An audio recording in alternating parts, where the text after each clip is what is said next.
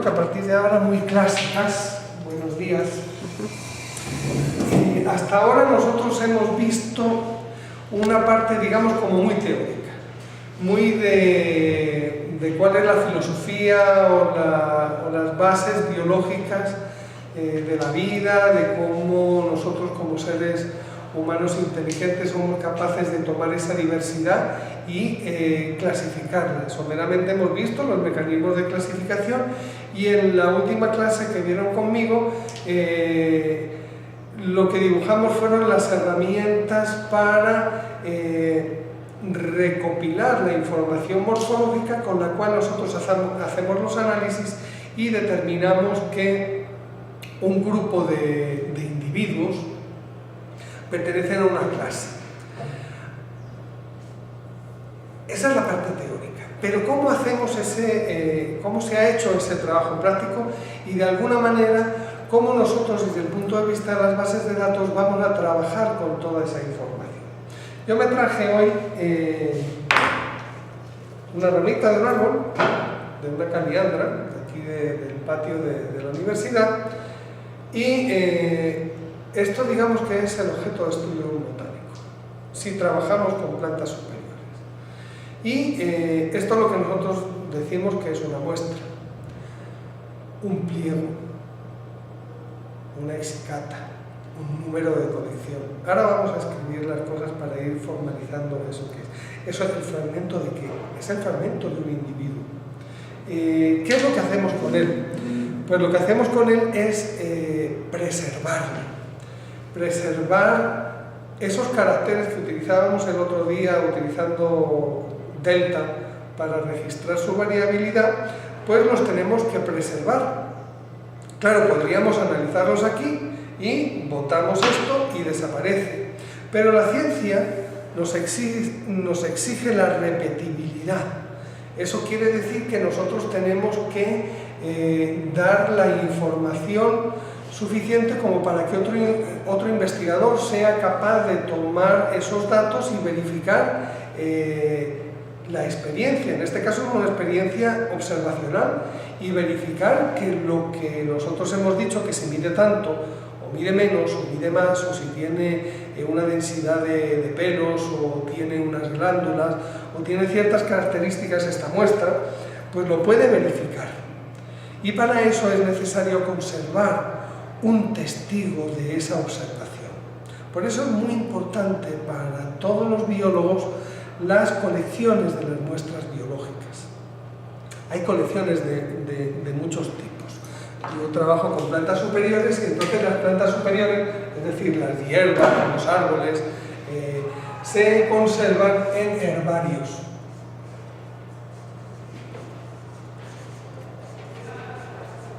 Los herbarios son colecciones públicas de investigación donde se conservan los testigos de la investigación, donde están esas muestras que se han recogido en el campo y que nos sirven para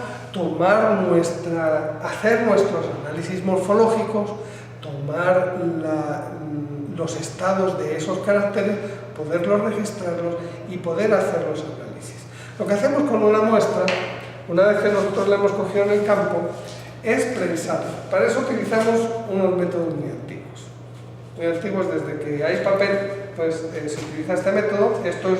Esto es una prensa de secado, en la que esas muestras, esos fragmentos o esas plantas cuando son pequeñas, las metemos en papeles de periódico y se llevan a este estado, se desecan. Aquí tenemos una planta seca. ¿Qué tenemos aquí? Pues tenemos la mayor cantidad de información morfológica posible y si no ha sido sometida a ningún tratamiento químico, incluso tenemos el ADN de la planta. Una planta así puede durar cientos de años. No sabemos miles de años porque los herbarios no son tan viejos, existen desde que existe el papel y el papel pues no es tan antiguo y al paso que vamos pues el papel a lo mejor tiende a desaparecer y desaparecerá esta forma de conservar las muestras. Lo cual nos permite después pensar en otras estrategias, perdón, se me cayó la cuerda.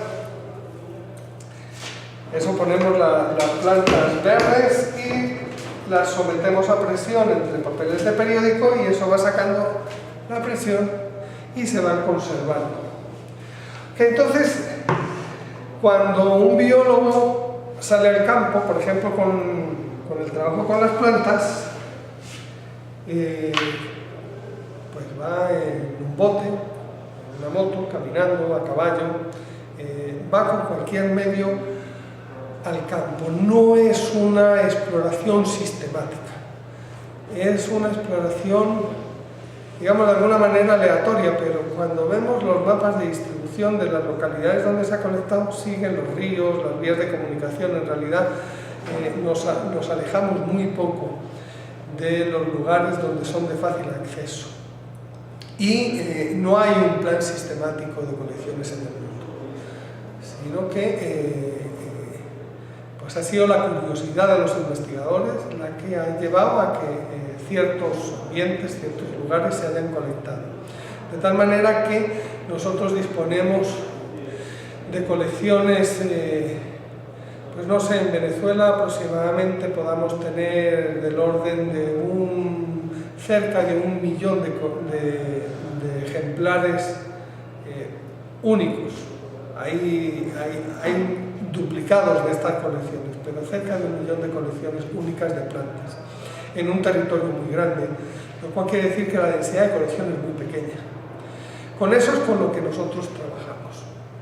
Cuando uno va entonces a colectar, uno no solamente colecta la muestra, sino que tiene que documentarla, y ese es el objeto del tratamiento de la arquitectura de datos. ¿Qué datos se toman de esas muestras, de ese acto de colección, para documentar esa muestra? Lo primero que nosotros hacemos es cronorreferenciar.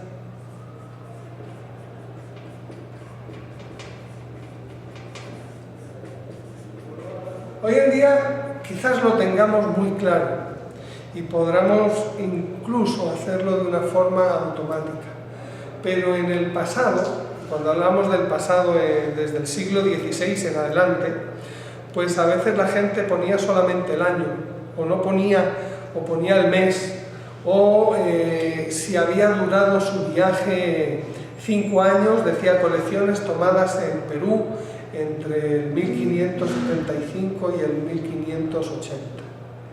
De tal manera que la cronorreferenciación de las colecciones es un dato complejo de manejar. En general, en las bases de datos se ha utilizado un formato libre de texto en el que las fechas se han colocado en todos los formatos posibles. El año, el mes, el día, el año, el mes, con ceros, con números romanos, en letras, con todos los signos de puntuación y de separación que nos podamos imaginar. Uno ahora se plantea, cuando desarrolla una tabla, elegir un modelo de registro de la data. Sin embargo, esa data de cronorreferenciación de las colecciones es un dato que debe ser interpretado. No podemos extraer de la mayoría de los registros, de las anotaciones que hay en los ejemplares de los herbarios de las colecciones, una normalización de las fechas.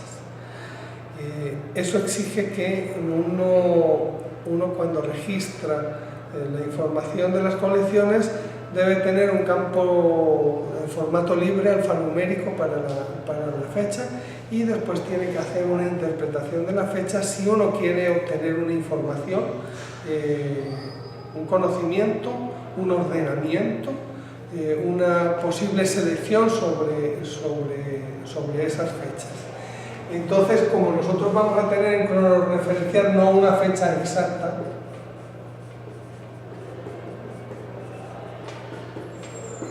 en formato definido,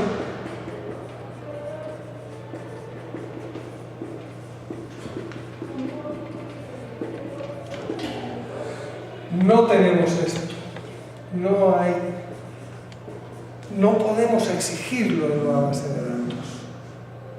Sin embargo, nosotros sí podemos interpretarla.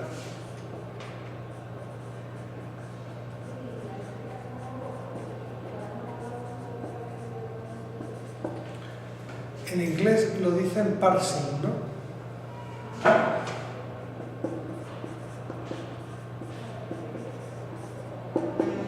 Darle una forma determinada, ¿no? Y esa forma determinada, los formatos de fecha que utilizamos en las bases de datos suelen ser año, mes, día, hora, minuto, segundo. Puede llegar a ser el momento actual con una precisión asombrosa. Y eso nos da una confianza enorme, pero cuando tenemos unos datos de estas dimensiones, para poder estructurar una cronoreferenciación tenemos que poner un comienzo y un final. Siempre vamos a tener un comienzo y un final. Si comienzo y final corresponden, son idénticos, entonces tenemos un dato exacto. Si comienzo y final son diferentes, lo que tenemos es un lapso. Y tampoco en comienzo y final vamos a poder utilizar un formato de fecha exacta, porque cuando yo relleno un campo de fecha, no puedo decir si es de enero de 1753, ¿cómo relleno? ¿Qué le pongo? ¿Primero de enero? Lo pongo a las 12 de la noche. Tengo que establecer una convención sobre qué es lo que significan los datos, de tal manera que es mejor utilizar año, mes, día, y si quisiéramos añadir los datos de hora, minuto, segundo, con decimales o como quisiéramos, pero del comienzo y del final, para interpretar esos datos. Y teniendo en cuenta que si yo no tengo relleno mes, no tengo relleno día, no tengo relleno hora, no tengo relleno segundo, lo que estoy haciendo es dar la precisión con la que está esa fecha puesta. El arte sería poder hacer un sistema que, una vez metidos en formato de texto, se interpreten las fechas y se rellenen de una forma más o menos automática esta data, buenos días, dándonos una facilidad para poder cronoreferenciar esa información. Hoy en día sería muy sencillo.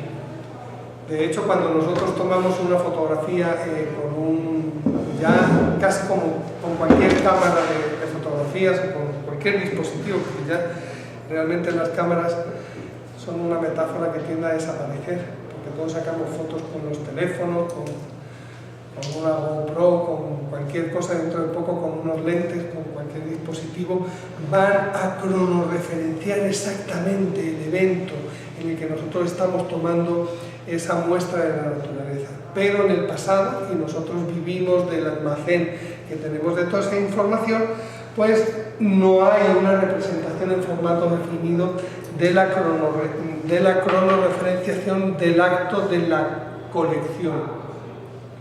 Junto a la cronoreferenciación hay un dato que es supremamente importante.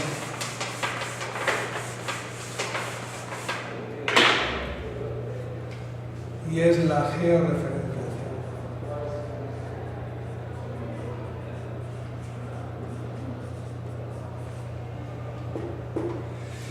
La georreferenciación del acto de colectar, es decir, dónde hemos extraído esta muestra, de dónde se tomó. En este caso lo tomé de aquí del patio de la facultad. Claro, nos tenemos que remontar al pasado, como en el caso anterior. En Bolivia, entre 1700 tanto y 1700 tanto, una expedición que colectó en un tramo por el río no sé cuánto. Una definición absolutamente laxa que equivale a miles de kilómetros cuadrados. No podemos poner un punto. Ahora entendemos la georreferenciación también como la cronorreferenciación, el mismo aparato con el cual tomo una imagen, me pone en la metadata de la imagen, me va a poner la fecha, la hora, el segundo en el cual tomé esa imagen y además me va a poner la georreferenciación con una precisión fabulosa. De hecho, leí ayer que habían realizado un chip para georreferenciar con la misma tecnología que hay ahora mismo de los satélites, de las redes de satélites, al centímetro, con un teléfono celular, a un precio irrisorio. Entonces resulta que antes uno decía, no, esto fue colectado en los Andes de Mérida, y ya eso para un investigador en Inglaterra, o en Francia o en España, era suficiente como para hacerse una idea de dónde crecía esa planta. Hoy en día no solamente estamos en capacidad de saber que fue en los Andes, sino que fue en un rango de 50 metros, que es más o menos la resolución que da un GPS. Es decir, que casi podemos llegar al nivel de poder volver al individuo, al arbolito del cual yo tomé esa rama. Si yo georreferencio bien, yo voy a poder llegar y decir, este es el arbolito del que yo tomé la rama. Antes eso no era posible. Pero como tenemos esa inmensa cantidad de información que está en los herbarios, nosotros tenemos que poder modelar y registrar esa información. De tal manera que la georreferenciación de los ejemplares sigue manteniéndose en dos modelos: el de las coordenadas geográficas en el formato, antes se utilizaba mucho el formato UTM, de coordenadas UTM, luego las coordenadas sexagesimales, y hoy en día se está utilizando un formato de coordenada decimal que es como mucho más fácil de procesar, porque en un solo, o sea, puede uno dividir grados, minutos y los segundos con los decimales, o bien uno puede incluso aportar en un solo campo un solo número con la precisión de decimales que uno desea hasta el milímetro, o sea, hasta la dimensión, la precisión que uno desee. Pero ocurre lo mismo que con la cronorreferenciación. Nosotros podemos, datos que no poseían una coordenada geográfica, le podemos asignar una coordenada geográfica interpretada. Es decir, hacer una búsqueda del lugar descrito textualmente en la documentación y asignar un punto en el mapa y obtener las coordenadas geográficas de ese punto en el mapa, y además se está utilizando una forma de representarlo que es el punto y el radio. El punto equivale al supuesto lugar en el que se ha hecho ese acto de colecta, y el radio equivale a dos factores de error que podemos cometer. Uno, que son los factores de, digamos, de errores por proyección y errores por representación gráfica del mapa. Esos son inherentes al datum que estamos empleando. Puede haber una diferencia de datum en Venezuela entre utilizar el datum canoa, que es ahora mismo el oficial, que utiliza la red geodésica venezolana, el que utiliza RegBen, y los mapas en los que estamos utilizando para georreferenciar, que pueden estar utilizando un datum diferente, porque no están hechos en Venezuela, son o mapas más antiguos porque no hay otra disponibilidad, y entonces eso nos va a producir un grado de distorsión en la representación del en el mapa, y por lo tanto el punto tiene un error en su calibración, y por lo tanto el punto que nosotros damos una coordenada pues tiene un error. Ese error es calculable.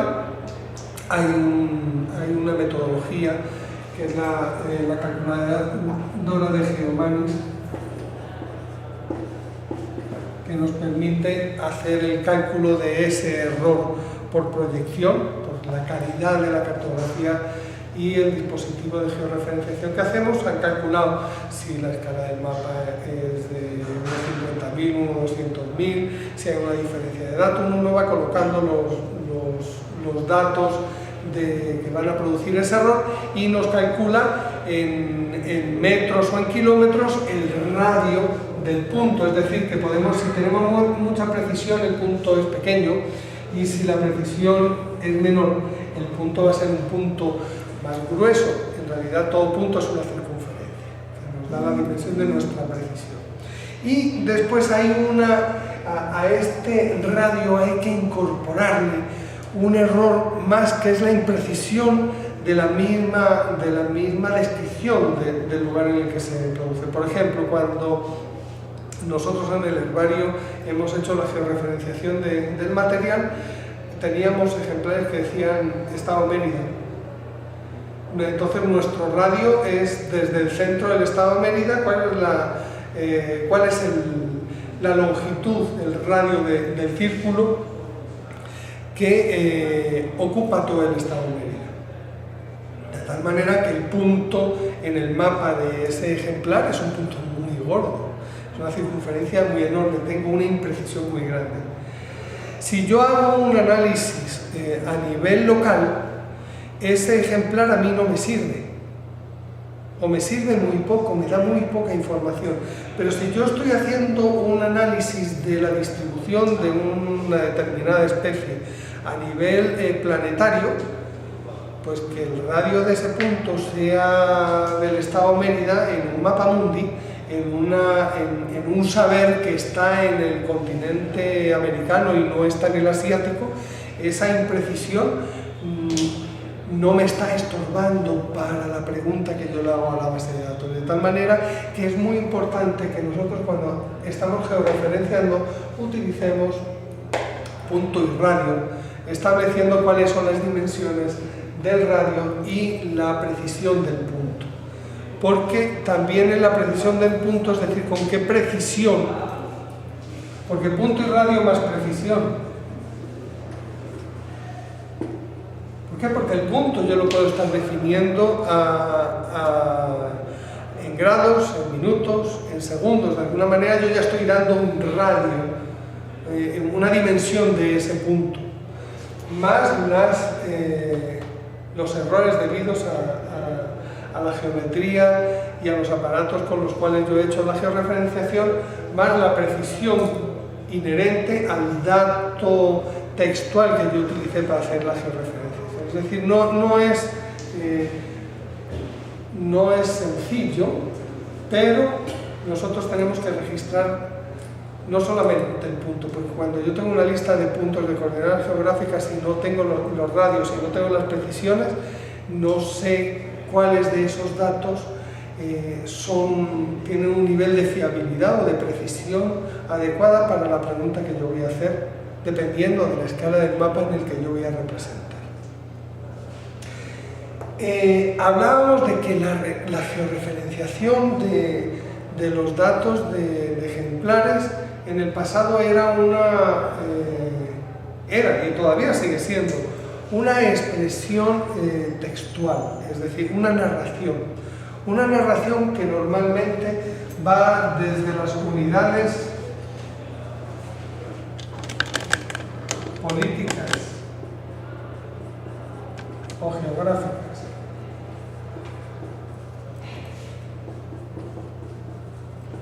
de mayor jerarquía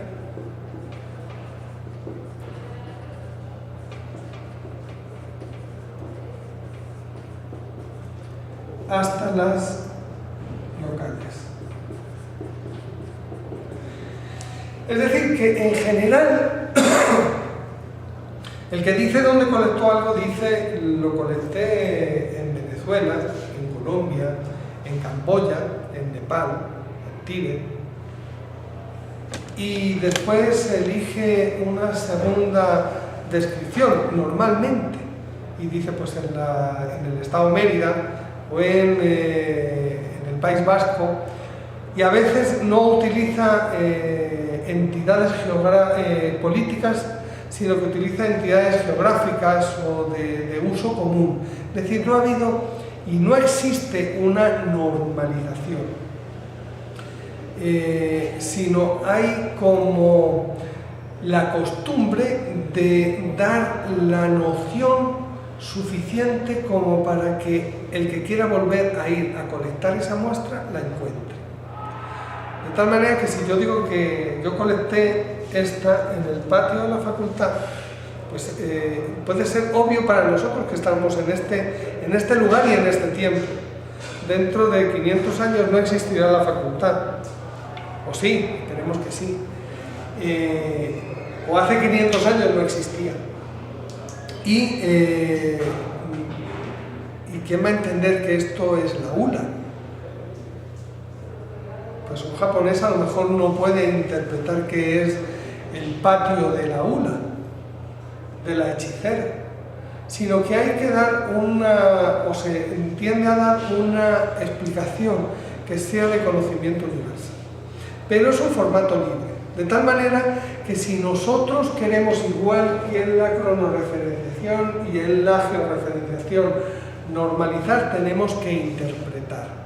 Es de uso muy común ahora en las bases de datos de biodiversidad que haya una información textual y haya unos registros, unas tablas o unos campos dentro de la misma tabla que interpretan la información textual y la van a interpretar normalmente en las unidades políticas administrativas de más alto nivel, a nivel de país, porque ya si lo tengo en países, pues los países son fácilmente interpretables como pertenecientes a un continente, en su mayor unidad político-administrativa de mayor nivel, el Estado, la provincia, como se llamen en cada uno de los países, y hasta nivel de municipio muchas veces se hace ese parsing, esa interpretación de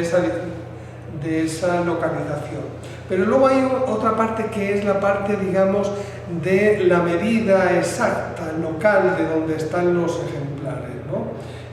Y esa normalmente se pone pues a tantos kilómetros de tal centro poblado, a tantas vueltas de ríos si uno está navegando por el Amazonas o por el Orinoco en esos ríos selváticos, o si uno se desplazó por helicóptero a tantas horas en helicóptero y me dejaron allá, si uno es de esos expedicionarios que me llevan en mitad de la selva. Siempre hay la expresión más o menos del lugar, de cómo se llega, de cómo se puede llegar, para que uno pueda volver a ir a buscar esa muestra. Entonces todo eso se almacena en campos de texto de formato libre y puede reinterpretarse. ¿Con qué motivo nosotros podemos querer interpretar con un punto en el mapa? Hoy en día sería suficiente, ¿verdad? Porque si tenemos un esquema político-administrativo en polígonos de un sistema de información geográfica, con preguntarle al sistema este punto, esta localización geográfica, a qué entidad, a qué polígono de menor dimensión pertenece, nos lo va a responder. Es decir, que llega un momento en que nosotros no sabemos qué es lo más importante. Realmente con una cronorreferenciación, una georreferenciación interpretada, nosotros tendríamos suficiente información como para hacerle las preguntas del sistema. Es decir, nuestro deseo sería tenerlo de una forma numérica lo más exacta posible. Pero nuestra fuente de información proviene de la documentación que está escrita. Y por lo tanto hay un trabajo con las colecciones viejas, y ahora hablaremos de las colecciones nuevas, de las metodologías que habría que implementar para hacer colecciones nuevas, que debe ser interpretado para que nosotros podamos extraer la información y el conocimiento que queremos obtener de esas colecciones. ¿Por qué queremos esa? ¿Qué es lo que le vamos a preguntar? Bueno, ¿cuáles son las plantas que crecen en Venezuela? ¿O cuáles son los animales que viven en Venezuela? ¿O cuáles son las que hay en el estado Mérida? ¿O las que hay en la parroquia Milla? ¿Cuál es la flora? ¿Qué voy a destruir si yo hago una autopista que pasa por aquí? Es decir, la importancia de esa georreferenciación, de ese conocer qué es lo que hay, qué es lo que se ha registrado, que supuestamente vive, que ha vivido en algún momento del tiempo en un determinado lugar, nos permite evaluar la riqueza en especies biológicas, la biodiversidad y por lo tanto los riesgos que corremos si nosotros destruimos ese ambiente. Es más, si nosotros tenemos cronorreferenciadas las colecciones y se han hecho repetidas colecciones en el mismo lugar, podemos incluso saber cómo es que ha cambiado la composición de las especies en ese lugar. De tal manera que disponer de esos dos datos son absolutamente cruciales. Pero hasta ahora lo que estamos hablando son de colecciones que ya se han hecho y que no están en la mayoría de los casos, y en Venezuela son muy pocas las bases de datos de información biológica que hay, no están los datos textuales, no están interpretados, no están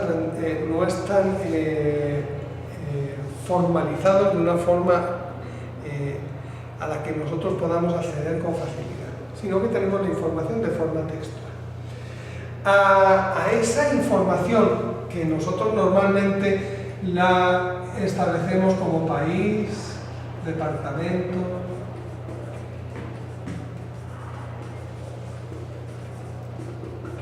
estado, provincia, no sé qué otras divisiones político-administrativas latinoamericanas nos vamos a encontrar, pero vamos, generalmente se utilizan ese tipo de nombres para esas unidades, y después un campo que es localidad,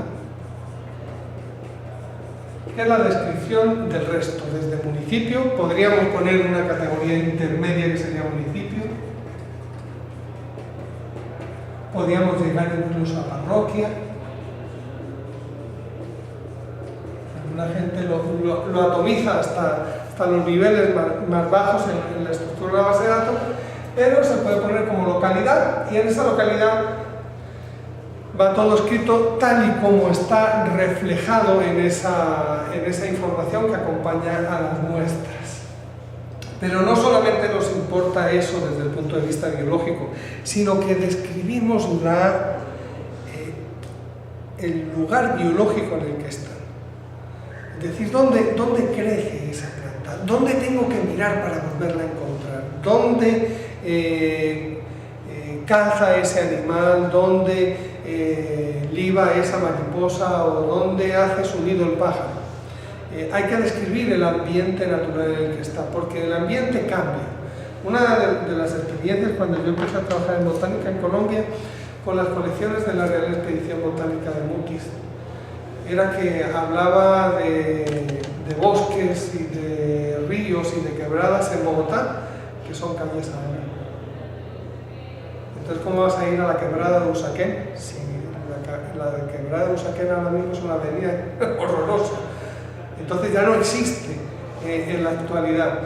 Pero en aquel momento sí existía. Entonces, cuando tú reconstruyes el ambiente en el que vive la planta y quieres no estar ahí, pero la tengo que buscar en una quebrada, la tengo que buscar en un bosque, la tengo que buscar en un desierto, en un arbustal, en una pradera, en un pedregal.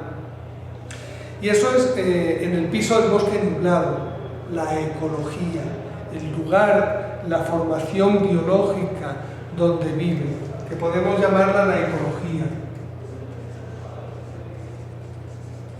También es un campo de tipo texto, no normalizado.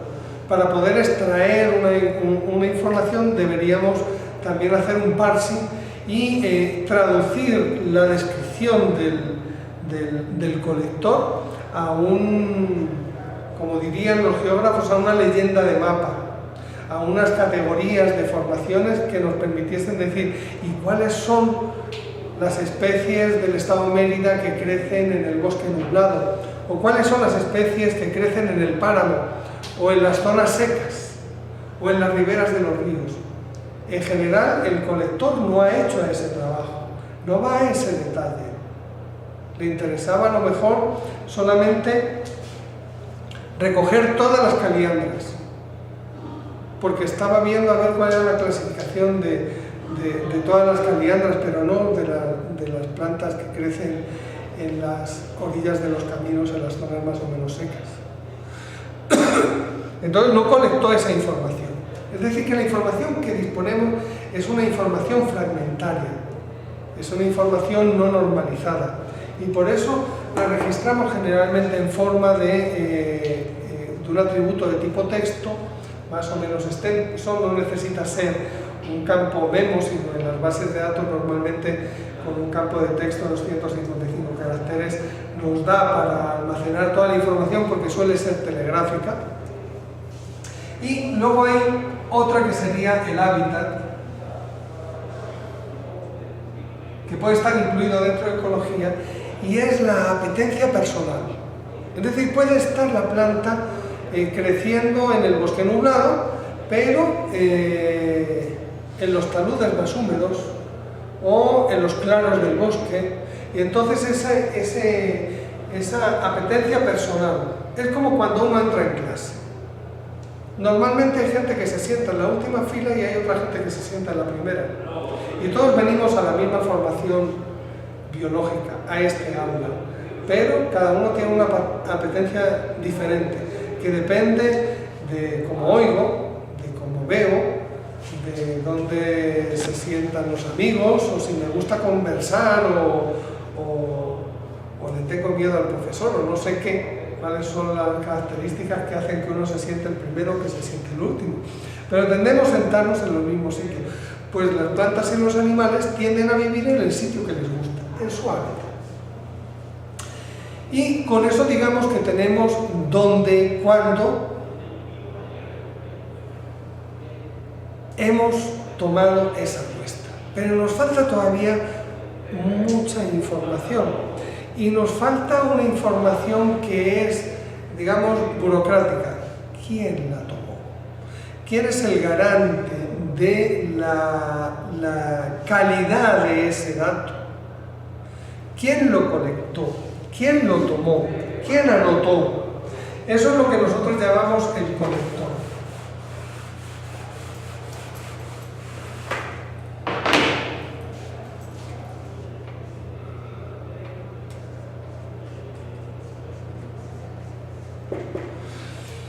Y aquí empiezan los problemas graves. Si los otros eran unos problemas serios, estos son problemas graves.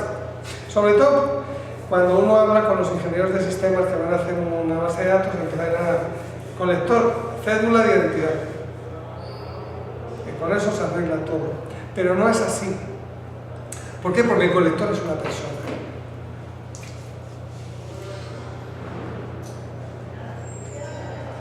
O mejor dicho, yo no voy a campo solo, sino que voy normalmente acompañado, y casi todo el mundo va acompañado, de tal manera que en realidad quien colecta no es una persona, sino que colecta un equipo.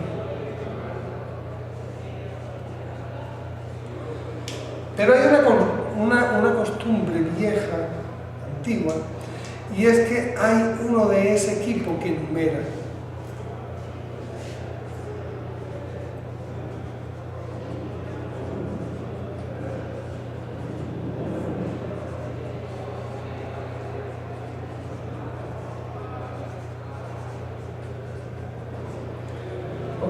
Y el numerador asigna se le dice número, pero en realidad es un código.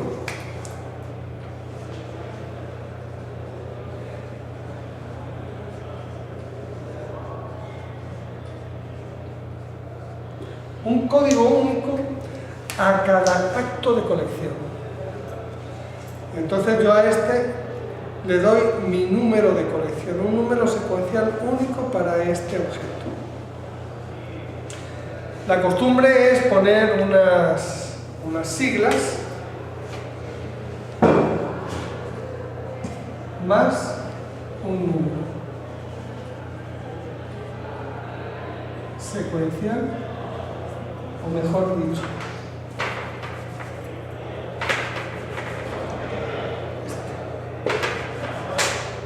correlativo,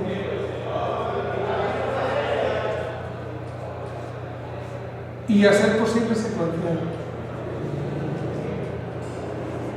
Y cuando digo a ser posible secuencial, quiere decir que no necesariamente sea 1, 2, 3, 4, 5, 6, 7, 8, sino que puede ser 1, 17, 38, 1700, 8527, 10200. Normalmente correlativos, pero puedo perder mi cuaderno de notas, puedo no saber por dónde iba y saltarme la numeración 1000 números para que no haya superposición.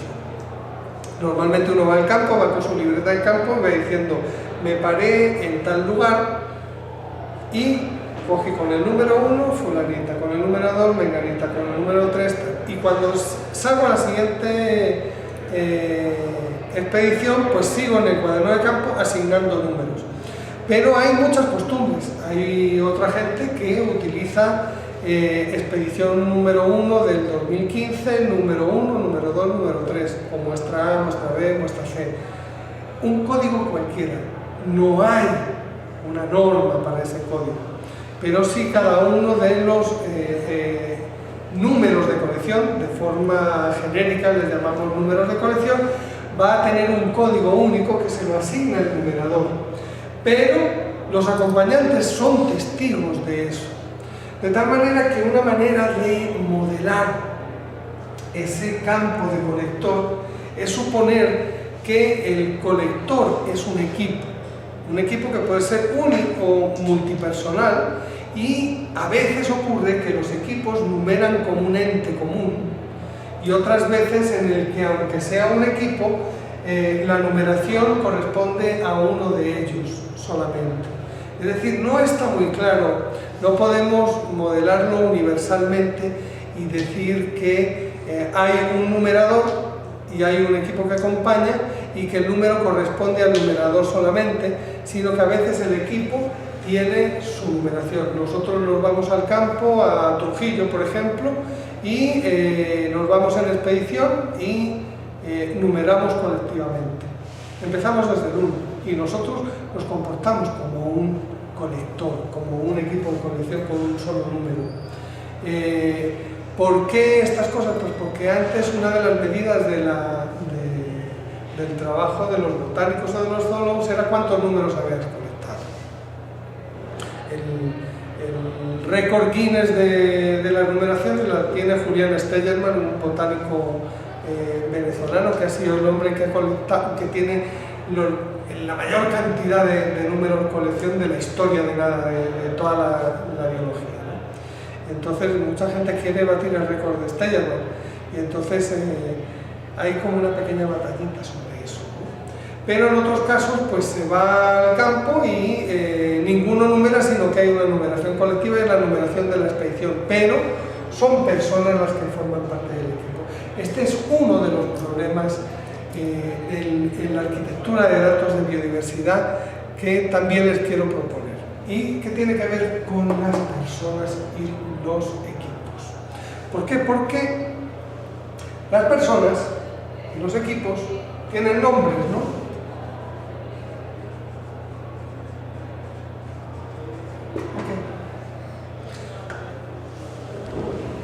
¿Ustedes saben cuál es el nombre y el apellido de un chino?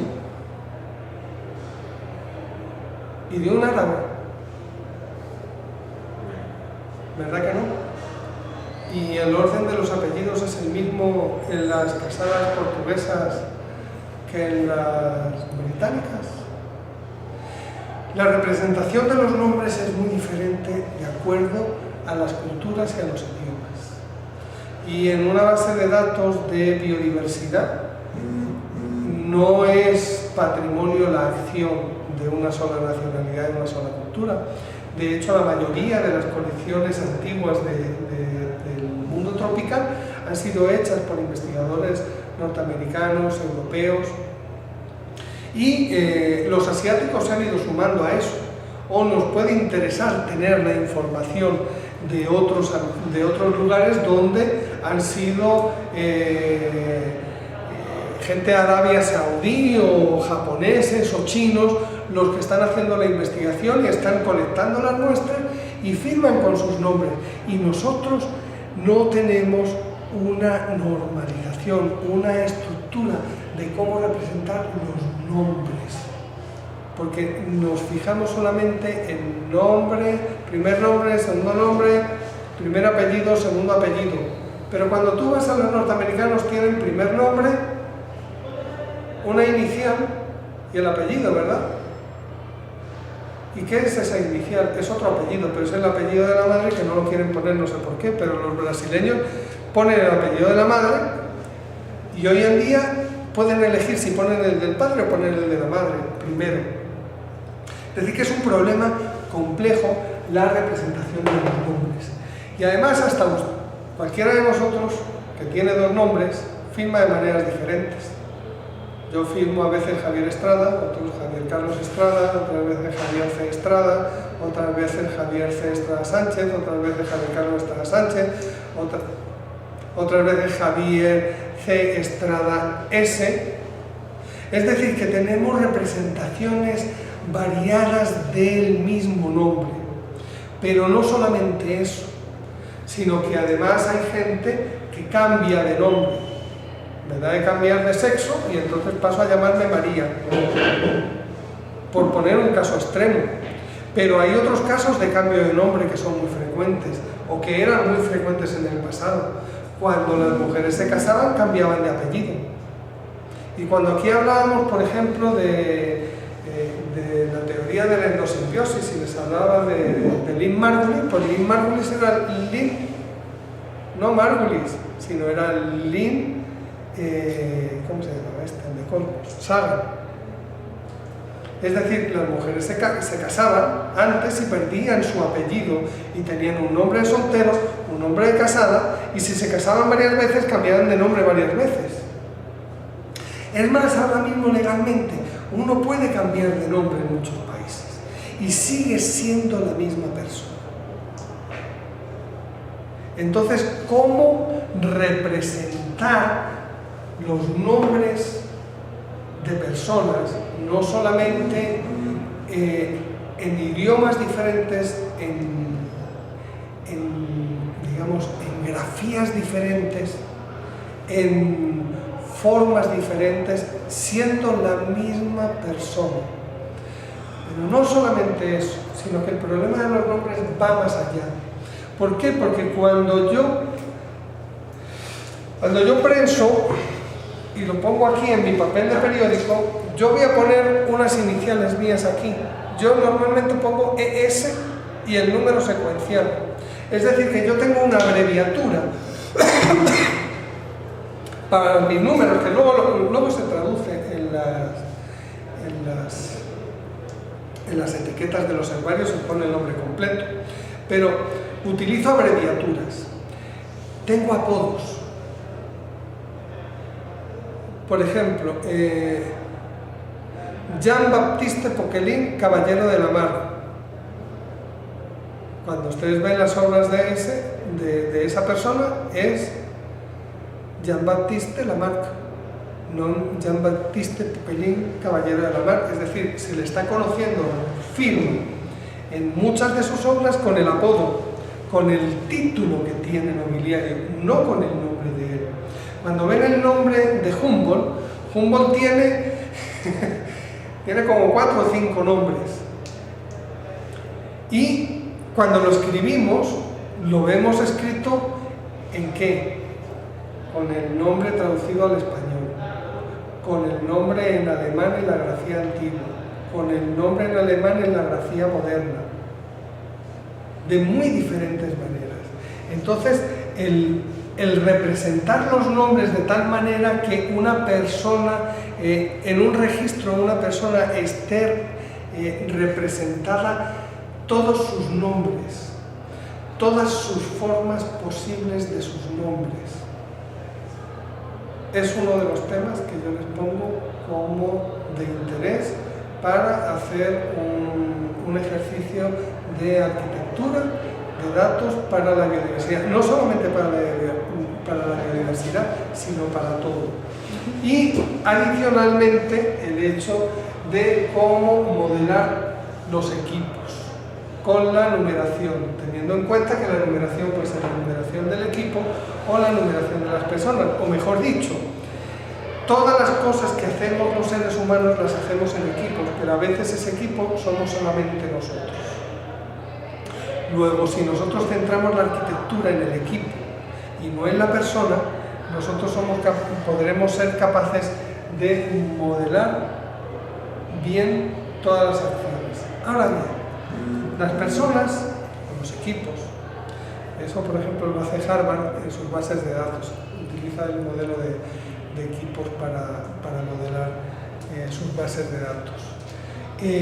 Las personas, lo saben muy bien, cumplen roles diferentes.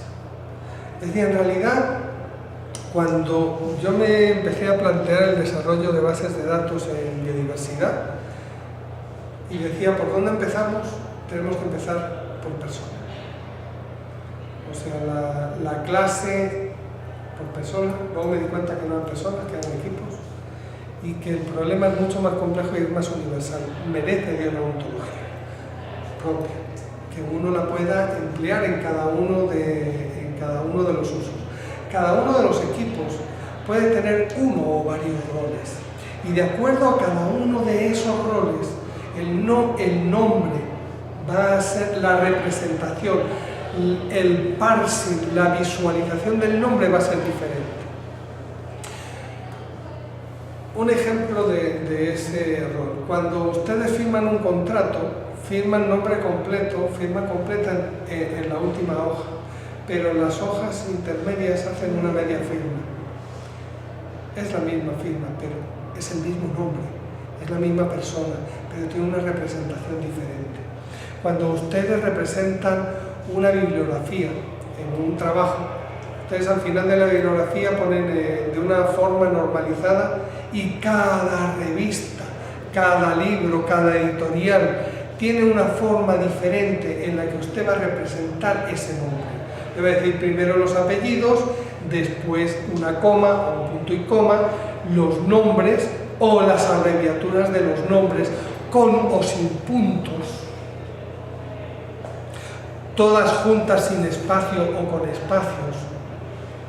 Y cuando está en el texto va a poner solamente el primer nombre, el primer apellido, o va a poner el primero, el segundo, y si hay más de 3 autores pone tal.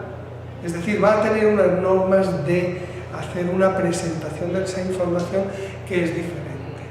En biología nosotros utilizamos los equipos, las personas que actuamos en biología en las colecciones. También podemos actuar como autores de artículos, como autores de libros, como editores. Podemos actuar como colectores en este caso, o podemos actuar como autores de nombres de plantas. Y por ejemplo, en el caso de ser un autor, es decir, yo describo, como se decía antes, yo voy a describir esta especie, que no hemos llegado a la nomenclatura, pero bueno, yo describo esta especie, entonces yo digo que esto es Calliandra schultziana. No fui yo el que la describí, ¿no? Pero el que la describió, entonces se pone la abreviatura de su nombre. Y esa abreviatura, porque no se pone el nombre completo, de él o de todos los que han actuado en describir esa especie, y se pone a continuación, de tal manera que el nombre del taxón es el nombre biológico que tiene y quién lo describió como abreviatura. Y es un equipo que está actuando de una manera que está cumpliendo un rol diferente. Por eso, cuando yo me planteaba el diseño de una base de datos, me planteaba, yo tengo que empezar primero por las personas, porque tengo que identificar y tengo que tener de alguna manera normalizado, pero están todas las personas registradas. Tendría que tener como primero la base de datos de todas las personas, de todos sus roles. No lo tengo. No puedo hacer una base de datos pensando que primero tengo que tener ese diccionario de datos para poder construir la base de datos. Entonces hay que empezar a trabajar y trabajar posteriormente en normalizar esa información. Es como pescado que se muerde la cola a sí mismo, ¿no? O sea, no puedo ponerme a crear primero los datos normalizados y después hacer la base de datos, porque entonces no hacemos nunca la base de datos y no podemos preguntar nunca nada y no podemos avanzar. Entonces, por eso surgió, o veo yo que surge la necesidad de tener los campos textuales y los campos normalizados o interpretados, a los cuales sí los vamos sumando a esos diccionarios de datos, a esas tablas estructuradas, en los que sí podemos ir registrando e ir, asimilando qué registros pertenecen a una entidad identificada y normalizada que registra a una persona. Es decir, la estrategia después para instancializar esas bases de datos es irlas corrigiendo poco a poco, sin perder algo fundamental, y es perder la información textual original. Uno de los problemas básicos en las bases de datos de biodiversidad, y me imagino que en cualquier otro tema, es la pérdida de la información debida a la ignorancia del que normaliza. O sea, yo supongo que todos los que firman J. Estrada son la misma persona. Pero puede ser Julián, puede ser José, puede ser no sé cuánto. Y entonces cuando lo normalizo de esa manera y pierdo la información original, estoy perdiendo la posibilidad de reconstruir, de volver al original y poder reconstruir los datos como son. Entonces ahí hay que tener mucho cuidado, siempre hay que tener mucho cuidado con eso, porque no podemos perder la información original. Y en la mayoría de las bases de datos de biodiversidad que se han hecho, se ha perdido esa data original. No es tan grave, luego veremos que no es tan grave, pero primero nos da una sensación de que tenemos una gran base de datos, que tenemos una gran cantidad de información, pero las conclusiones que podemos sacar de eso son muy limitadas, o están con mucho ruido, porque se ha hecho un aplanamiento de esa información por esa normalización debida a una ligereza en cuanto a la normalización. Este es un tema supremamente interesante que nos sirve a todos para cualquier tema que trabajemos. Las abreviaturas, ¿por qué? Porque no hay una abreviatura única. Hay un libro que se llama Bromit y Powell, que es Authors of Plant Names, que nos da, digamos, que las abreviaturas de una serie de autores históricos, muchos, y unas reglas generales para abreviar los nuevos nombres. Pero las diferentes bases de datos que encontramos, como Trópicos o IPNI o Especies 2000, utilizan abreviaciones propias y no hay una normalización universal reconocida, porque ese trabajo es un trabajo duro y arduo de hacer, de tal manera que una persona no solamente tiene diferentes nombres a lo largo de su vida, o identidades, porque puede cambiar, puede tener seudónimos. Aquí tenemos escritores de novela que escriben con un nombre, pero en la vida real tienen otro nombre. Por lo tanto, si buscamos en el registro civil a Jonuel Briguet, pues no vamos a encontrar a José Manuel Briceño Guerrero, por nombrar un filósofo y profesor de aquí de la Universidad de los Andes, que hacía sus libros como Jonuel Briguet y su nombre legal era otro. Entonces, una persona tiene nombres diferentes a lo largo de su vida, puede tener seudónimos diferentes, puede tener apodos, puede tener abreviaturas diferentes, puede tener formas de escritura diferentes dependiendo del idioma en el que se plasme ese nombre, puede representarse o capturarse con estructuras distintas dependiendo de cuál sea el lugar, o sea, no es lo mismo representar, igual que en las fechas no es lo mismo representarlas como lo hacen los anglosajones o como lo hacen los latinos, pues los nombres tampoco se representan de la misma manera, igual que no se representan las direcciones de correo. Cada país tiene su forma de representarle. Entonces, hacer la búsqueda de cuáles son esas formas de cómo modelar a las personas, a los equipos, para poderlos utilizar en una estructura flexible, es uno de los temas que también les propongo para que desarrollen. Entonces los colectores o los equipos de colección colectan en un momento del tiempo, en un lugar del espacio, ¿qué? Es decir, ¿cuál es la identidad de esa muestra? Hay que decir qué es lo... Esto está de lo más difícil.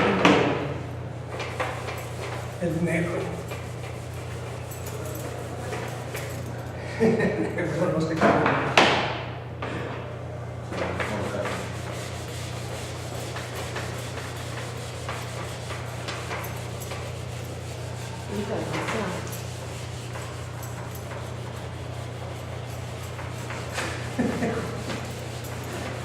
Aquí ya tengo mucho.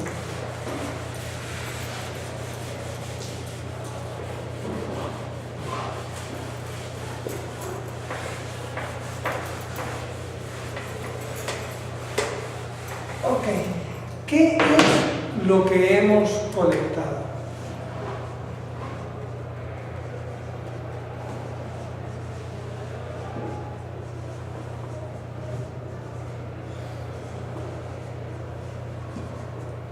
La identidad taxonómica. Normalmente esa identidad taxonómica la vamos a dividir en dos partes. Una parte que se refiere a lo que yo reconozco. O sea, yo puedo saber, cuando vea esta rama, y puedo... Es una planta. Ya estamos dando una identidad taxonómica, no es un animal. No es una esponja, no es un lagarto, es una planta.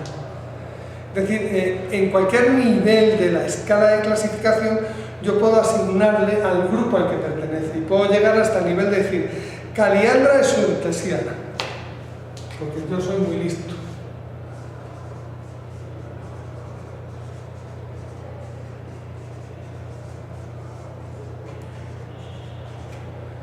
Ok. O puedo saber la familia, es decir, se trata de una Mimosaceae.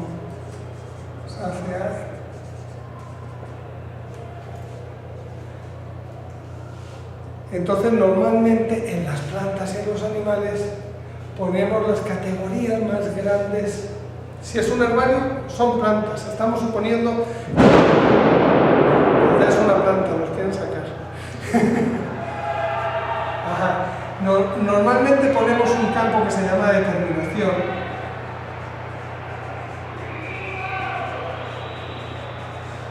Y adicionalmente le ponemos un campo que se llama familia.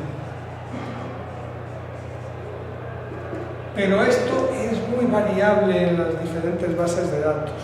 Y el campo de determinación lo vamos a ver por otro lado. Normalmente en esa información de las colecciones de campo va a ser en principio un campo libre, en el que vamos a escribirlo como nosotros.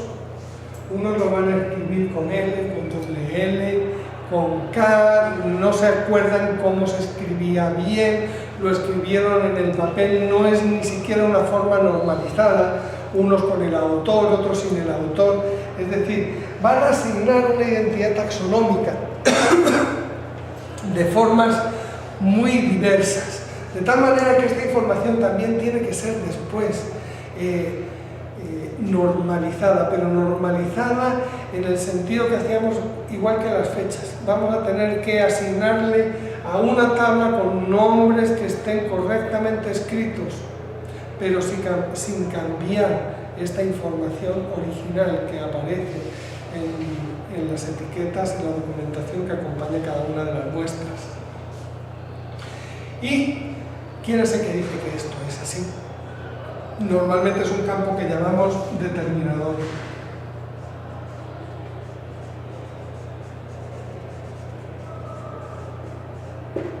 Vuelve a ser una persona, un equipo. ¿Y cuándo se hace la determinación?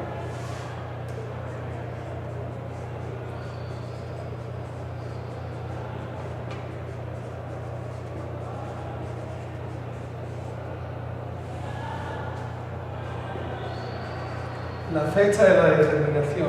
¿Por qué? Porque, bueno, yo no sabía lo mismo con 25 años que ahora. No estoy diciendo más o menos. Cuando yo hacía mi tesis doctoral en el grupo, me las conocía todas. No fallaba ni una. Y yo que escribí la monografía sobre ese grupo, me las pones adelante y estoy seguro que mis determinaciones, mi conocimiento sobre el grupo es mucho más bajo que cuando estaba haciendo la revisión. Es decir, el momento en el que un determinado equipo, una determinada persona, hace el reconocimiento, la determinación, la identificación de una muestra y la asigna a un grupo taxonómico, es crucial para tener una medida de la calidad de esa determinación. Por lo tanto, esta fecha de determinación también es importante.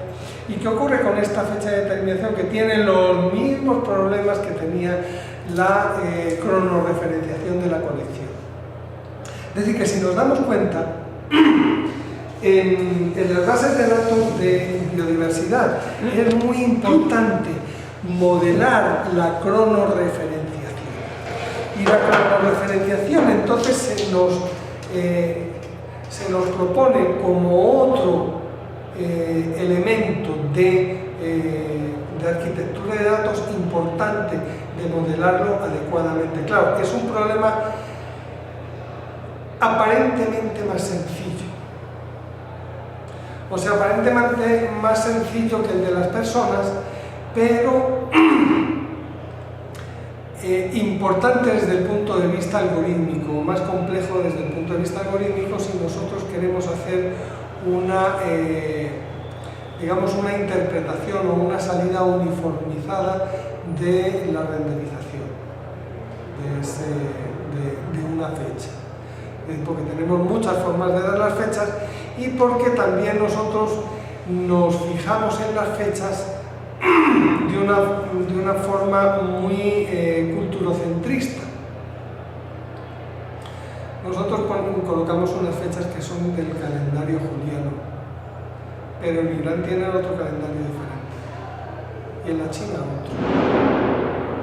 Es decir, que a nosotros nos parece que con poner una fecha que estamos en el 2015 nosotros somos muy felices, pero nuestro punto de referencia para el calendario no es el mismo que el calendario chino, que el calendario... Los chinos siguen el calendario nuestro, pero vamos a entenderlo de otra manera. Cuando ustedes van a una notaría o ven un documento oficial de la República Bolivariana de Venezuela, se van a encontrar que debajo del año aparecen otros dos años.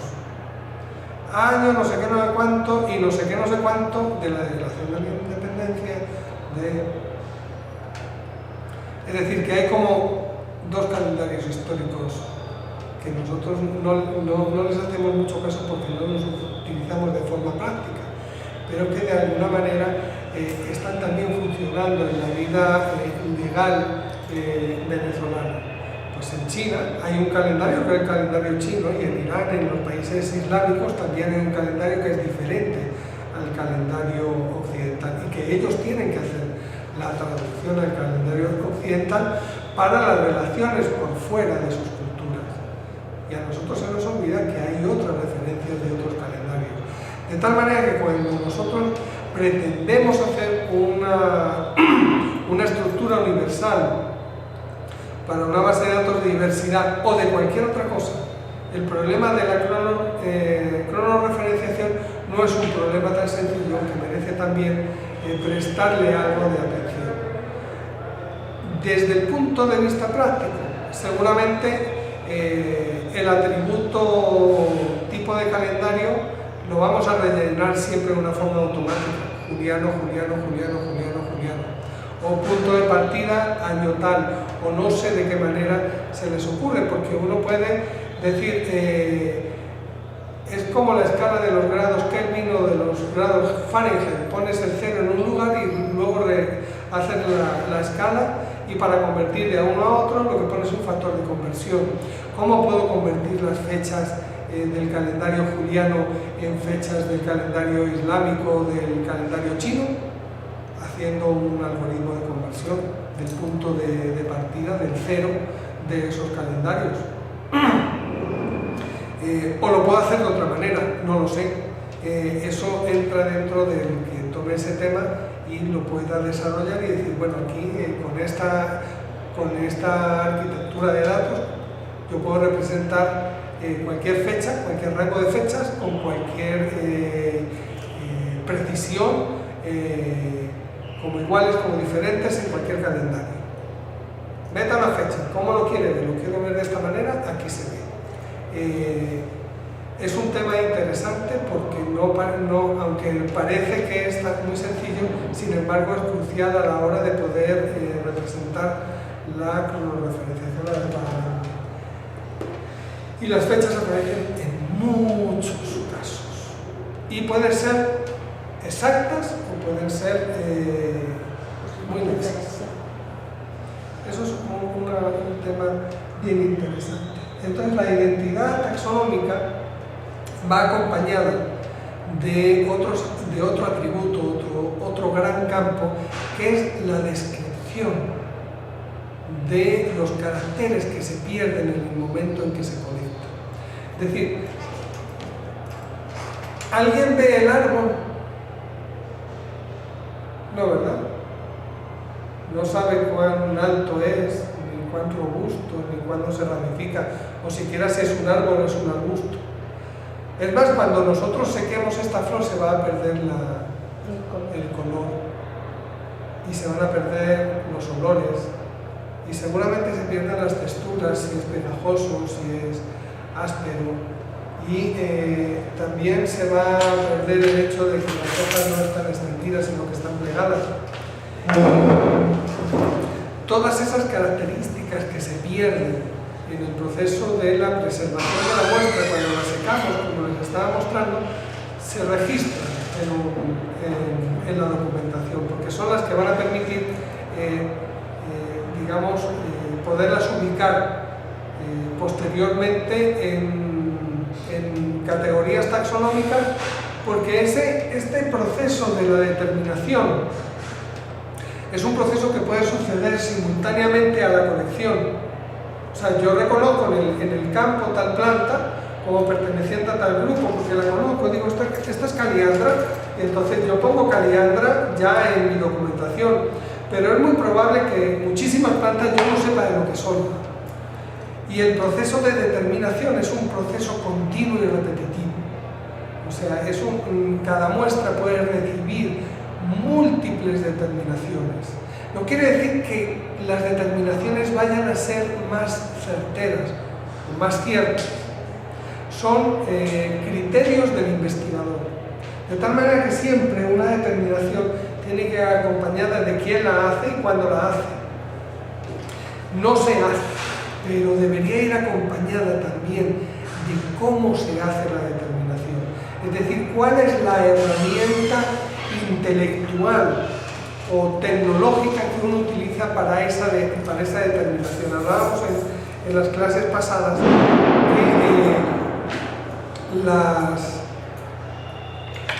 uno de los productos que hacía Delta eran las claves de determinación interactivas o dicotómicas, y que las definíamos como una herramienta para navegar entre todas las descripciones, que son las que describen las que construyen el espacio morfológico en el que define cada uno de los taxones, y nos dice, bueno, pues esta muestra pertenece a este taxón, a Kaliandra subtesiana, porque reúne todas las características que están en esa descripción. ¿Y cómo lo ha hecho? Porque me ha preguntado la clave árbol o arbusto, flores con 5 pétalos, con 3 pétalos, estambres en 2 grupos o en un solo grupo, soldados entre sí o no, y digo, bueno, pues con todas estas características, Kaliandra es subtesiana. Lo hago con una clave, con un manual, con un libro. Lo hago porque la reconozco. Nosotros aquí en la Universidad de los Andes, en el Jardín Botánico, junto con mucha gente, reconocemos 2 formas de acercarnos a asignarle un nombre a un ejemplar. Uno es la identificación, que es un proceso místico, yo la reconozco. Yo no le he contado nada a esto, digo, Kaliandra es subtesiana, la conozco. O un procedimiento que es analítico, que es hacer la disección y comparar los caracteres uno a uno con todo el grupo, de tal manera que yo lo que hago es un proceso de determinación. Es más, no quiere decir que sea mejor el uno que el otro, hay gente que sabe mucho y que no se equivoca, y otros que requerimos el otro proceso para llegar, porque desconocemos realmente el grupo, pero podemos llegar a decir que esta es fulana de tal, según este criterio. Entonces no se acostumbra, y cuando digo no se acostumbra es que creo que no lo hace nadie en ninguna base de datos, el registrar la forma en la que se llegó a la determinación.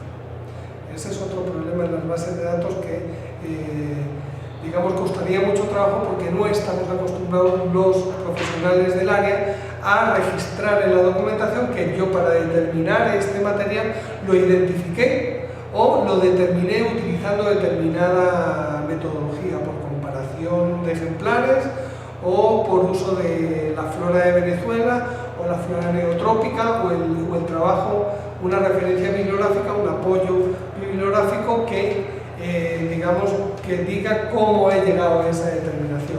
Sería de mucha ayuda conocer ese dato para ver la fiabilidad de la determinación, de esa identidad taxonómica. Y como les decía, es un proceso repetitivo, o sea, una muestra va a recibir múltiples determinaciones.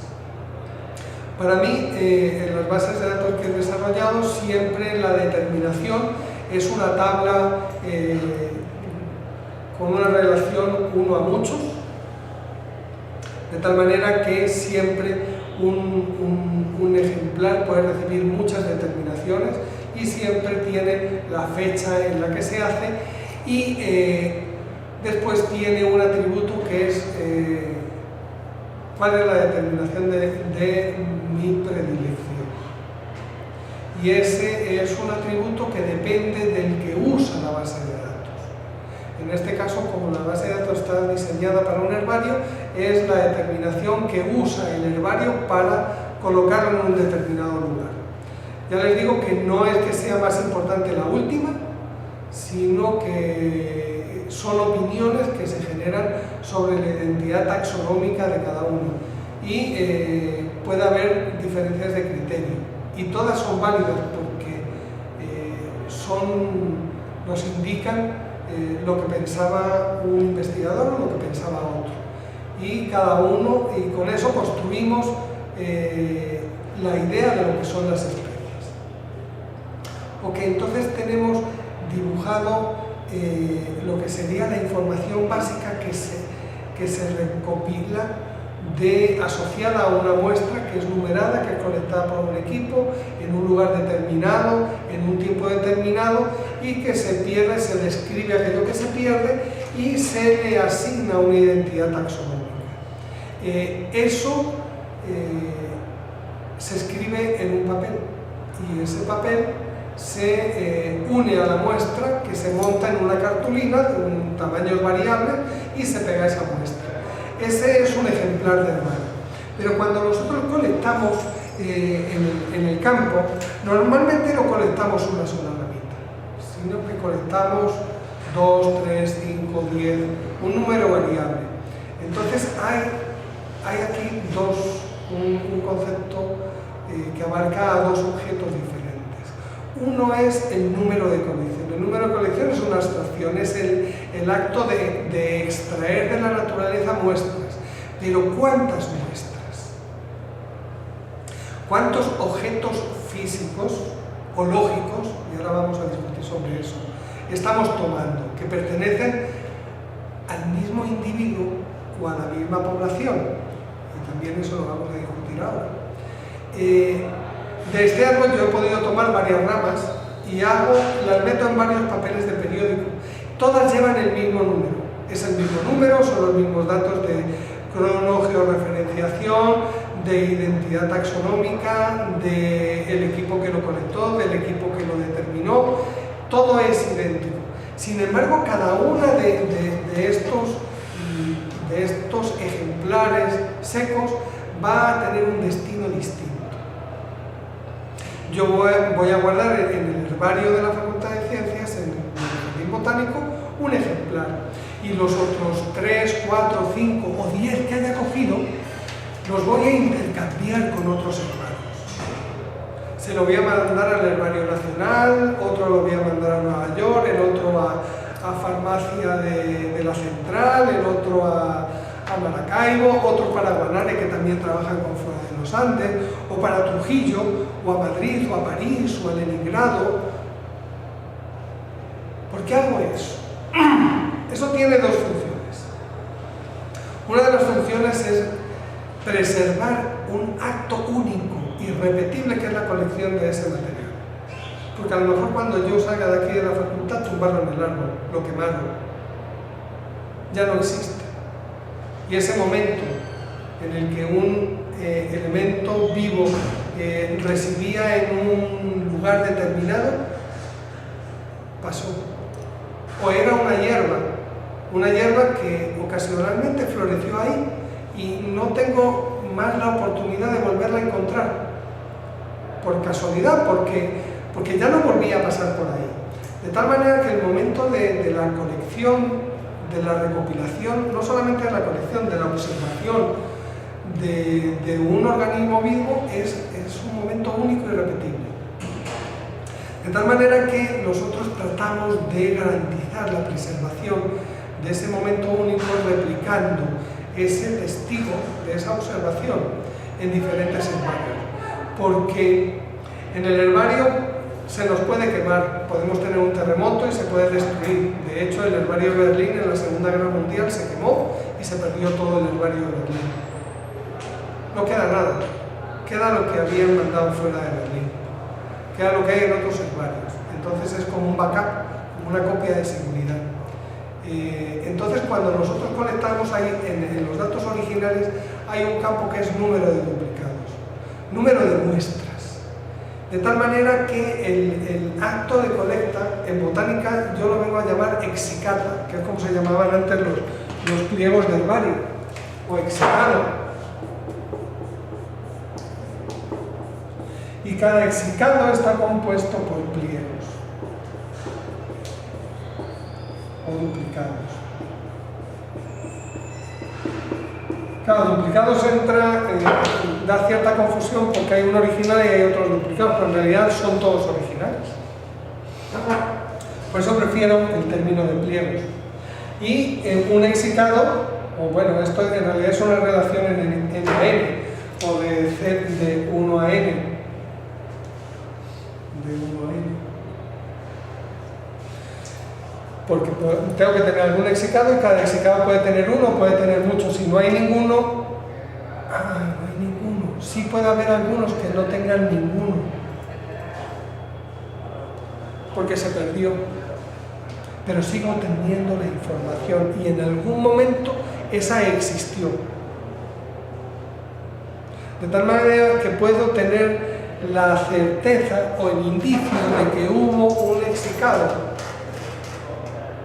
pero está desaparecido o perdido y no puedo tener pero eso entra dentro de la arquitectura como lo modela uno, porque puedo tener el dato del exicado y no tener ningún pliego, y sin embargo tener la certeza de que eso fue colectado en algún sitio, porque está citado en una referencia bibliográfica, Porque alguien dice, yo vi en Berlín, pero ya no está. No tengo el objeto físico, no lo puedo, no existe. Y por lo tanto, me costaría a lo mejor el crear un pliego, una entidad, una instancia de pliego con él, porque a lo mejor no lo puedo crear, pero sí existió eso.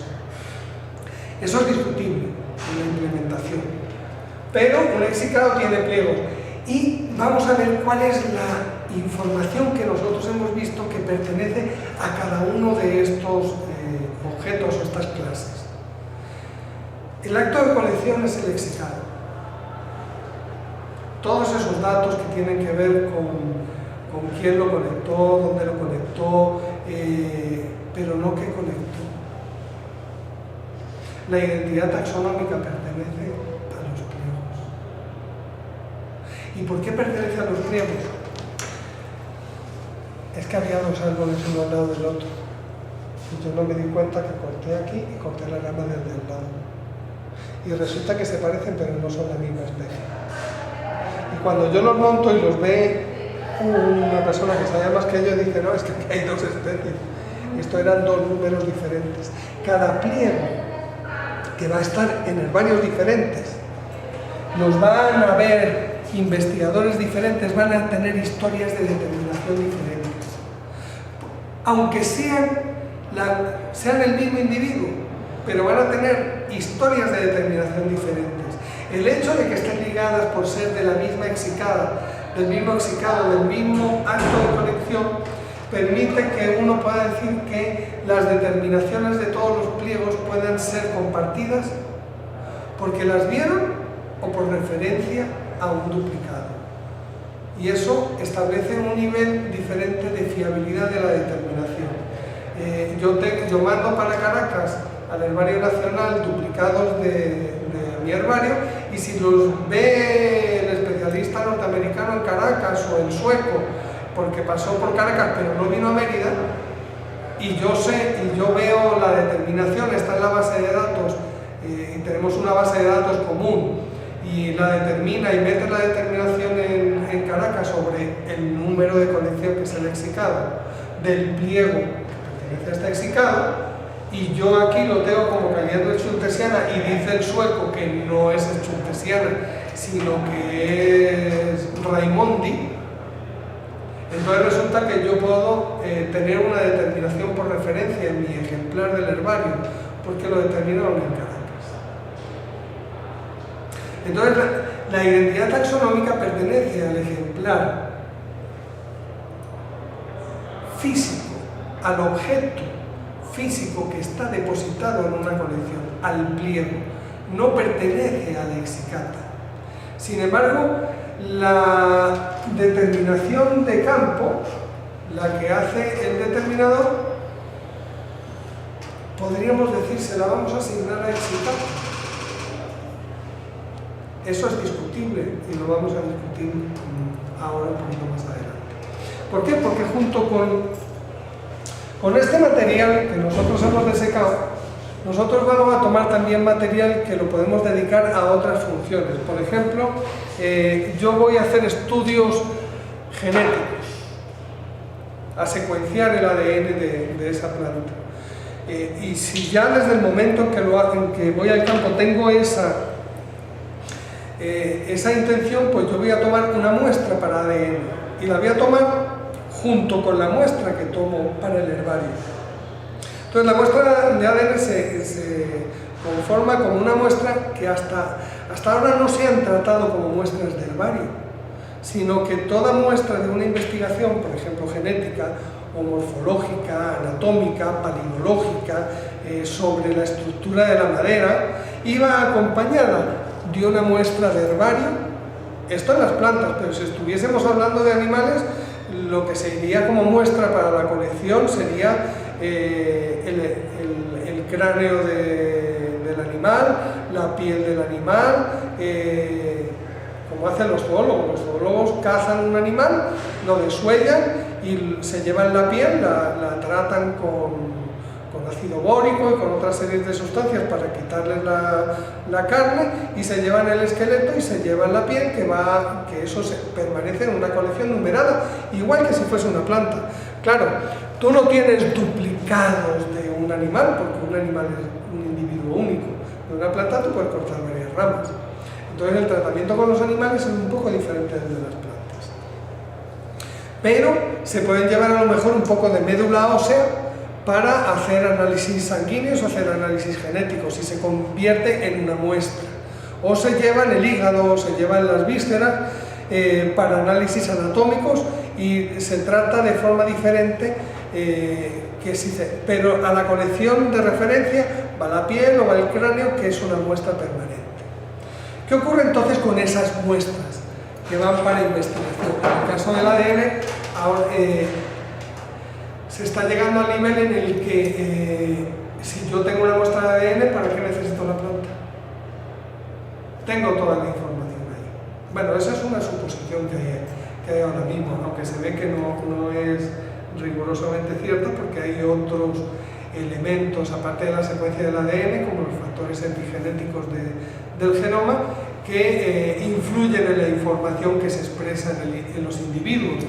Pero esa muestra nos permitiría conocer la identidad taxonómica del organismo al que pertenece y por lo tanto podríamos incluso tomarla sin la muestra testigo, que ahora mismo, digamos, es casi exigencia procedimental tener una muestra en el herbario, aunque tengas tu muestra para ADN o tengas tu muestra para anatomía. Las muestras entonces se constituyen también, no solamente los exitados tienen empleos, sino que tienen muestras. Y entonces las muestras tienen funciones diferentes. Puede haber muestras de madera, polen, ADN,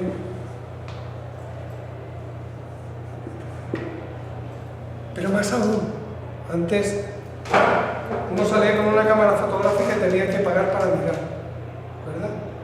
O tener que revelar el rollo y positivar la fotografía. Entonces uno era muy poco generoso con el dedo apretando el gatillo, porque cada vez que apretabas el gatillo te costaba el disparador. Pero hoy en día no es así. Hoy en día le sacamos foto a todo. Podemos sacarle foto a todo. Podemos registrar la imagen de todo. Dentro de poco registraremos otro tipo de representación digitalizada de los objetos. Pero podemos decir en términos generales que un exicado tiene imágenes.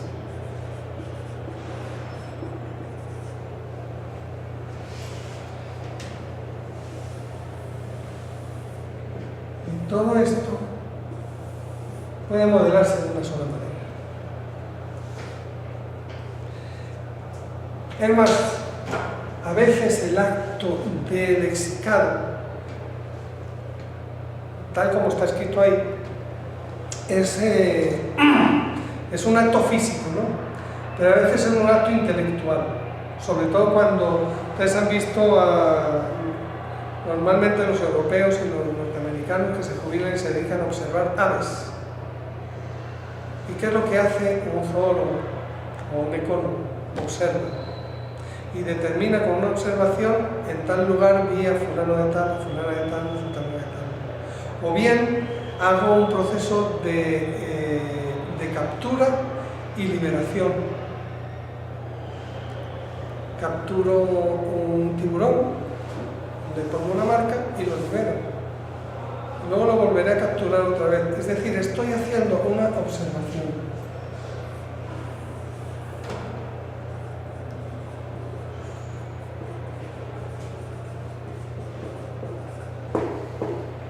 Y esa observación puede tener, y esa observación, haciendo una abstracción, la pongo así, tan cerca, porque la observación es como el exicado también, ¿no?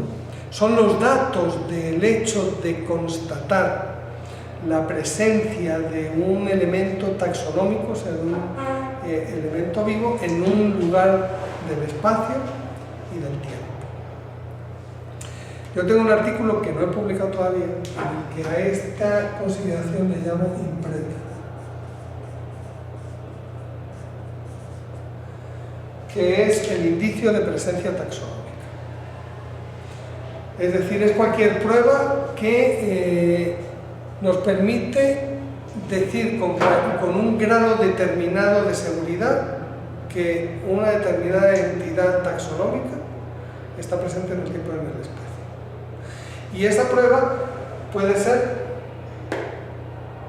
un pliego, una muestra de cualquier tipo, una imagen, una grabación, un sonido o cualquier otro recurso que nos permita asociar esa prueba a un elemento vivo, a un taxón. La fiabilidad de la asignación, de la determinación o de la identificación va a depender no solamente de la pericia y de la herramienta de la determinación, sino que va a depender también de los datos que tengamos. Si yo tengo un ejemplar físico, tengo todas las herramientas necesarias para poder establecer con la mayor fiabilidad la identidad taxonómica de esta muestra. Si yo tengo una fotografía de muy alta calidad, es posible que yo pueda establecer la identidad taxonómica, pero no con la misma fiabilidad. Si yo tengo una muestra de madera, de polen, de ADN, voy a hacerlo en un nivel de fiabilidad determinado. Y entonces, ¿cuál va a ser la identidad taxonómica de esta impreta? Por no ponerle un nombre ni exicado, ni observación, ni nada, porque puede ser una observación de un observador de aves, de un miembro de la sociedad fenológica inglesa que establecen los metros por hora a los que avanza la primavera, porque van mirando cuándo florecen los narcisos y cuándo florecen las prímulas y cuándo florecen y lo recopilan todo y dicen la primavera este año está avanzando a 3 metros por segundo a lo largo de Inglaterra. Y tienen observaciones que son fiables, conocen las especies y entonces pueden saber que las margaritas desaparecieron de Sussex por el calentamiento global, por esa observación. Y hasta ahora nosotros estábamos desestimando esa cantidad de las observaciones. Podemos dejar de tomar, si queremos hacer un monitoreo de una determinada área, llenar herbarios y herbarios de muestras, digamos, entre paréntesis, repetidas, de los mismos individuos, de las mismas especies, con los costos asociados que tiene eso, por observaciones más fáciles de conservar, como puede ser una imagen digital en la cual alguien con la pericia determinada o un sistema automático es capaz de reconocer la presencia de entidades taxonómicas. Es decir, que si nosotros pensamos en sistemas que sean suficientemente flexibles y que nos permitan recopilar toda la diversidad, el concepto de impreta nos puede ayudar a la hora de definir, de poder arquitecturar, de poder establecer un sistema de información robusto y suficientemente amplio para reflejar todo eso. Entonces nosotros aquí tenemos básicamente todos los elementos para desarrollar lo que se conoce una base de datos basada en